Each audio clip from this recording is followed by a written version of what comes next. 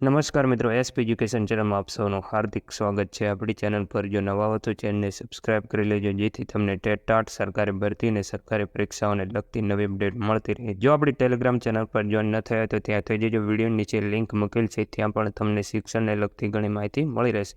1 સપ્ટેમ્બરે ઉચ્ચતર માધ્યમિકની જાહેરાત આપવામાં આવશે તેવું જણાવવામાં આવ્યું હતું, પણ 1 સપ્ટેમ્બરે ઉચ્ચતર માધ્યમિકની જાહેરાત આપવામાં આવેલી નથી।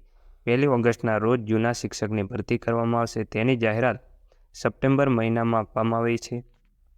બિન સરકારી ગ્રાન્ટેડ માધ્યમિક ઉચ્ચતર માધ્યમિક શાળામાં 4000 જૂના શિક્ષકની ભરતી કરવામાં આવશે। ઉમેદવારો 12 સપ્ટેમ્બરથી 26 સપ્ટેમ્બર સુધી વેબસાઇટ પર અરજી કરી શકશે। એટલે જૂના શિક્ષકો છે તે 12 સપ્ટેમ્બરથી 26 સપ્ટેમ્બર સુધી ઓનલાઈન અરજી કરી શકશે।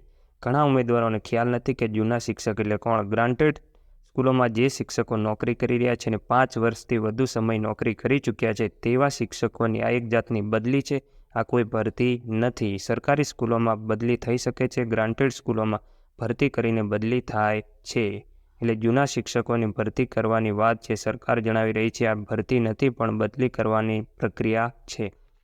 હવે મિત્રો, જે જૂના શિક્ષકની ભરતી છે 2200ની કરવાની હતી, તેની જગ્યાએ 4000 જગ્યાઓ આવી છે। એટલે માધ્યમિક ઉચ્ચતર માધ્યમિકમાં પણ જગ્યામાં વધારો થઈ શકે છે।